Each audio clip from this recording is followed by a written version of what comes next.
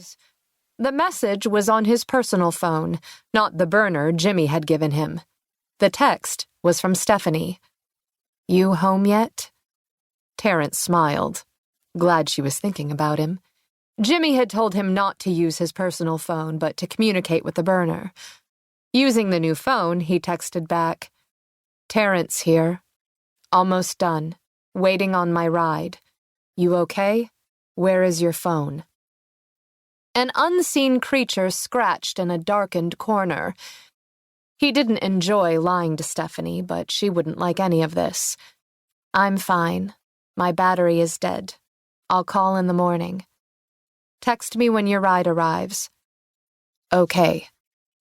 He shifted his feet and dropped the phones back in his pocket. He hated lying. This was bullshit. He was cold, tired, ready to go home. He held the bag up to the moonlight, but thick plastic guarded its secrets. He shook the sack gently and heard the clink of glass. What the hell was in the bag? Jimmy had said it wasn't drugs, but why was it worth so much money? How much could one peek hurt? Just one. Don't look inside. He shooed away Jimmy's warnings and in the stillness unknotted the bag and looked inside. Moonlight shimmered off 10 vials of drugs. The labels read, propofol. Jimmy had lied. Terrence should have seen it coming. He should dump the bag, run. But if he ran, there'd be no money. No get rich quick. He'd heard about the drug in the news. It was the kind rock stars took when they couldn't sleep. This kind of shit had killed some of those same stars. What the hell was someone going to do with this? His thoughts raced with unexpected excitement. Could it be for a famous singer?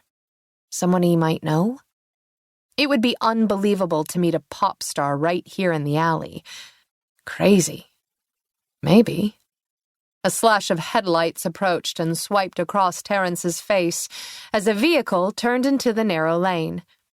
He quickly knotted the bag as a white van approached, slow and careful. The van was older, clean, the kind of vehicle he drove when he worked on the lawn maintenance crew over the summer. The kind people didn't pay attention to, the kind he wouldn't drive when he got rich. Heart pounding, he clutched the bag close to his side, doing his best to look like he knew what he was doing. Like this wasn't his first drug deal. He pictured the way Jimmy stood, easy and relaxed, always with a big grin. Nerves fired with worry as he reminded himself Jimmy had promised the exchange would be easy, no questions. Grab and go, easy money.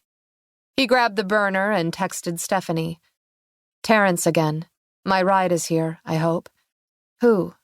Where are you?" "In the city. White van here. Gotta go." Shoving the phone in his pocket, he stood straighter, heart pounding, his mind skipping beyond the next few minutes to the money he'd make. $2,000.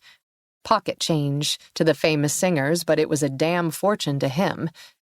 He'd already decided to buy his girl the necklace she liked, and put money toward a dryer for his grandmother so she didn't have to use the clothesline this winter. The driver cut his headlights, but kept the engine running as he stepped out of the car.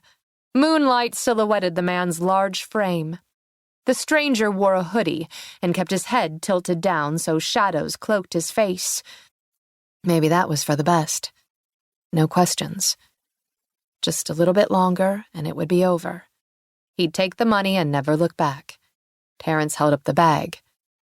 "I have a delivery for you." The driver didn't speak for a moment. Then he moved forward, gravel crunching under his boot as he stepped into the alley.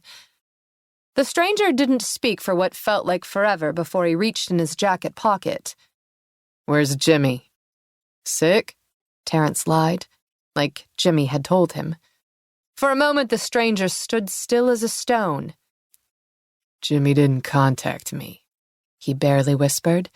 "Said it was safer not to. Less said the better." A weighty silence lingered before the stranger spoke again. "Let me see in the bag. Do you have the money?" The man pulled his hand from his pocket, a thick wad of bills clutched in his long fingers.